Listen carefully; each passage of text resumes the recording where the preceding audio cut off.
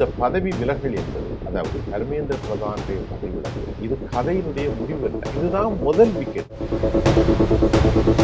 நீங்கள் எங்களை கரப்பாம்பூச்சிகள் என்று அழைக்கிறீர்களா? அப்படியானா அந்த கரப்பாம்பூச்சி நாங்க தான் என்று நையாண்டி கலந்த எதிர்வினையாகத்தான் காக்ரோச் ஜனதா பார்ட்டி உருவானது. இந்த இயக்கம் சிஜேபி நீட் முறைகேடையும் தாக்கி அரசியல் விழிப்புணர்வு இயக்கமாக இந்தியாவிலே 2 கோரிக்கைகளை நிறைவேற்ற வேண்டும். கரப்பான் பூச்சி ஜனதா மேலும் நீட் தேர்வால் உயிர்ந்தவர்கள் குடும்பங்களுக்கு 1 கோடி வழங்கியது மற்றும் போராட்டம் நடத்தியவர்கள் மீது பதிவு செய்யப்பட்ட அனைத்து வழக்குகளையும் ரத்து செய்வது. சிஜேபி இனி அரசியலில் கால் பதிக்கப் போகிறது. பிஜேபிக்கு சிஜேபியால் பெரும் சிக்கல் ஏற்படும்.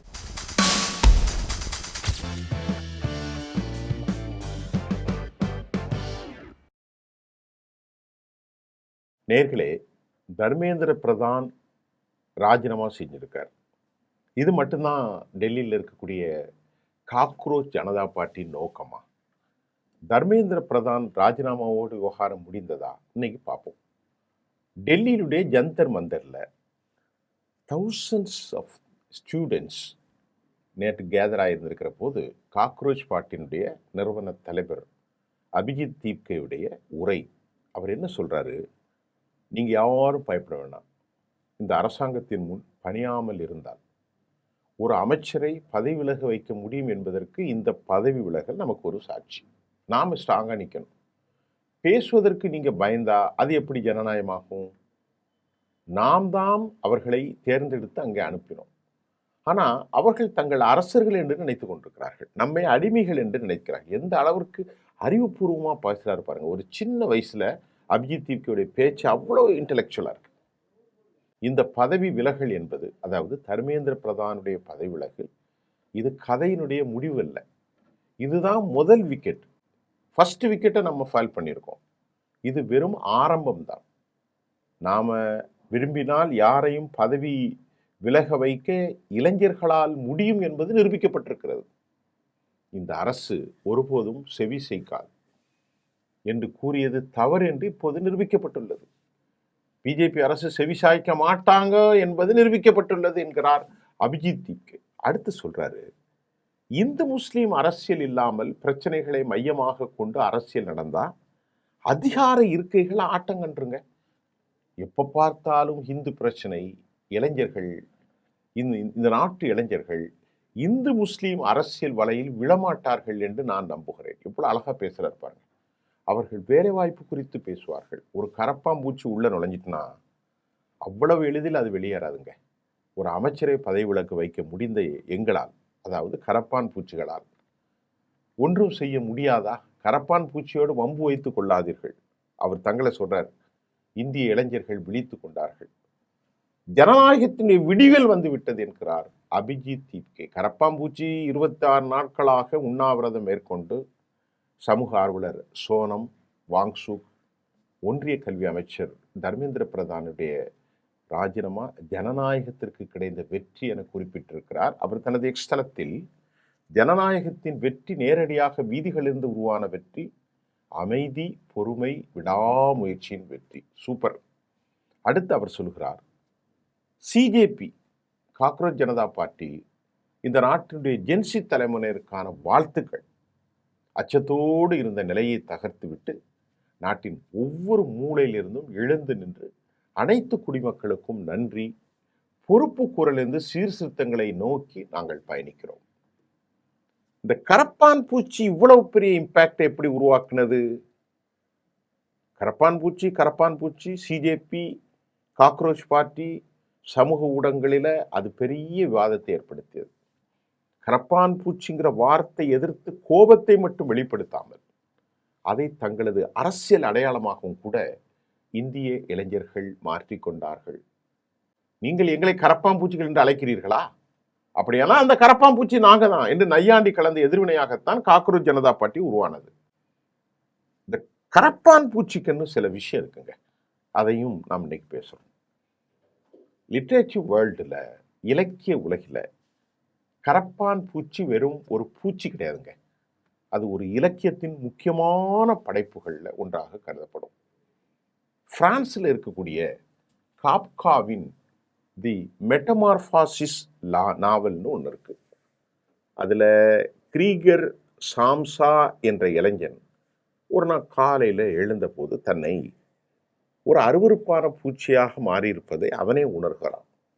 இந்த மாற்றத்திற்கு பிறகு அவனுடைய குடும்பம், சமூகம் அவனை ஒரு மனிதனாக அல்ல, ஒரு சுமையாகவும் அருவருப்பான உயிரினமாகவும் பார்க்க தொடங்குகிறாங்க.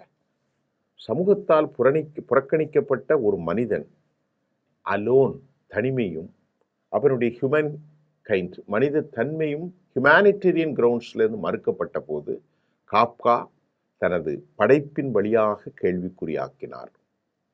கரப்பான் பூச்சியினுடைய இலக்கிய வரலாறு இது மட்டுமல்ல.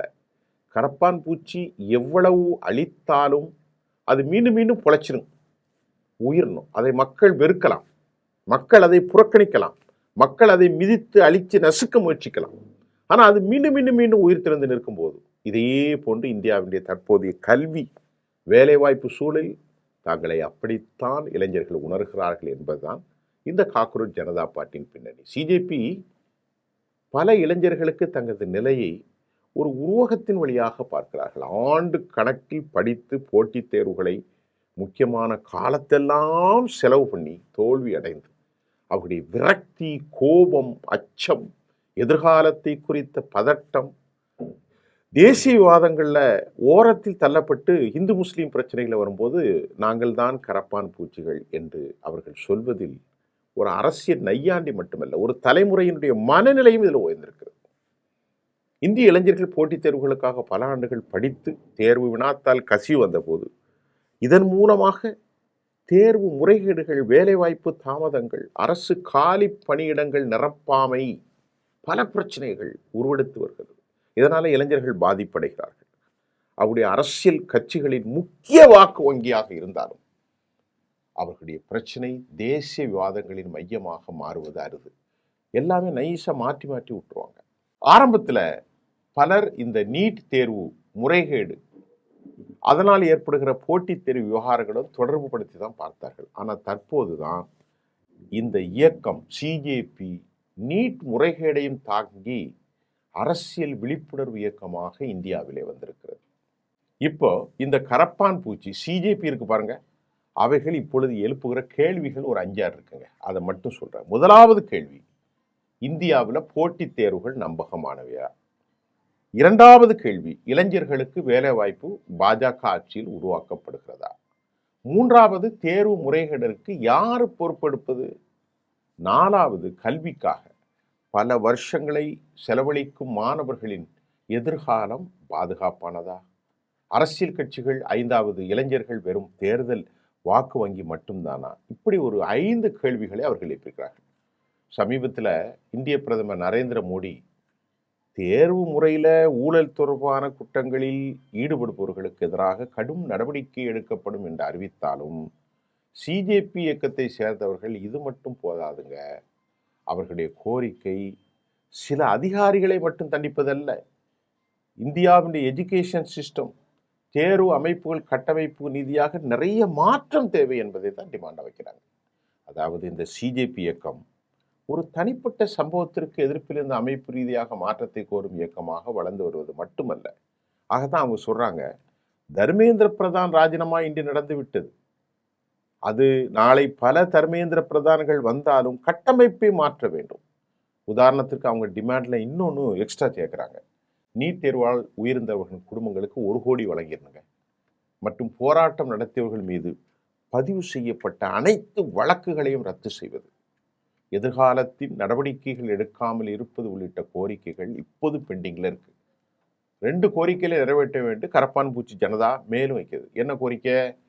போராட்டக்காரர்களின் மீது தடியடி நடத்தி அதிவிரைவு படை டெல்லி போலீசார் மன்னிப்பு கேட்க வேண்டும். இந்த பெண்டிங் கோரிக்கைகளை நிறைவேற்றினால்தான் முழுமையாக போராட்டம் கைவிடப்படும் என சிஜேபி தலைவர் அபிஜித் தீப்கே கூறியுள்ளார். சொல்லிட்டு அவர் சொல்றார், யாரும் பயப்பட வேண்டாம், இது ஜனநாயக நாடு, தர்மேந்திர பிரதான் ராஜினாமா செய்து விட்டார், அதனால நம்முடைய கோரிக்கைகள் இன்னும் நிறைய இருக்கு, நாங்கள் இப்படியே போக மாட்டோம். நாடாளுமன்ற நோக்கி பேரணியின் போது கடமை பாதையில் ஏற்பட்ட வன்முறை தொடர்பாக எங்களுடைய கடமைகள் காவல் நிலையத்தில் பதிவு செய்யப்பட்ட எஃப்ஐஆரில் கொலை முயற்சியில் 13 குற்றச்சாட்டுகள் சேர்க்கப்பட்டிருந்ததாக நேற்று தகவல்கள் வெளியானது. அந்த 13 குற்றச்சாட்டுகளில் பாதுகாப்பு தடுப்பை உடைக்க முடிந்தது, போராட்டக்காரர்கள் போலீஸாரை கொல்லும் நோக்கத்தோடு அவர்கள் மீது தாக்குதல் நடத்தியது, இப்படியெல்லாம் ஒரு 13 குற்றச்சாட்டு. போராட்டக்காரர்கள், இந்த வன்முறையில் 60 போராட்டக்காரர்களும் 200 போலீஸாரும் காயமடைந்ததாக கூறப்படுகிறது. இப்போ இந்த போக்கை நாம எப்படி பார்க்கணும் அப்படின்னா வேறு ஒன்றுமில்லை, சிஜேபி இனி அரசியலில் கால் பதிக்க போகிறது. பாரதிய ஜனதாவை கேள்வி கேட்க யாரும் இல்லையோ என்று இருந்த இடத்தில் தமிழ்நாட்டில் ஏற்பட்ட ஒரு மாற்றத்தின் தொடர்ச்சியாக கரப்பான் பூச்சி ஜனதா பார்ட்டி அதனுடைய வார்த்தைகளை ஆரம்பத்தில் பாருங்கள். ஹிந்து முஸ்லிம் பிரச்சனைகளை வைத்து எவ்வளவு காலம் உங்களை நீங்கள் அதில் ஒளிந்து கொள்ளப் போகிறீர்கள்? இந்த நாட்டில் ஹிந்து முஸ்லிம் பிரச்சனைகள் மட்டும்தான் பிரச்சனையா? வேலைவாய்ப்பு, இந்திய நாட்டில் வேலை இழப்பு, தேர்தல் முறைகள், அவர்களுக்கு எவ்வளவு பிரச்சனைகள் இருக்கிறது. இதையெல்லாம் இப்பொழுது அவர்கள் கேட்க ஆரம்பித்து விட்டார்கள். ஆக சிஜேபி இந்திய வரலாற்றில் ஒரு பெரும் மாற்றத்தை ஏற்படுத்தித்தான் ஆக வேண்டும். இருக்கிற கட்சிகளெல்லாம் ஒரு அரசியல் கட்சியாக பார்க்கிறார். இளைஞர்கள், ஜென்சி தலைமுறையினர்கள் ஒரு பெரும் போராட்டத்தை முன்னெடுத்து வடநாட்டில், வட இந்திய அரசியலில் பெரும் தாக்கத்தை ஒருவேளை ஏற்படுத்த முயன்றால் அது பிஜேபிக்கு சிஜேபியால் பெரும் சிக்கல் ஏற்படும் என்பதுதான் இந்த உண்மை. அது தர்மேந்திர பிரதானோடு முடிந்து விடாது என்பதையும் நாம் கவனத்தில் எடுத்துக்கொள்ள வேண்டும்.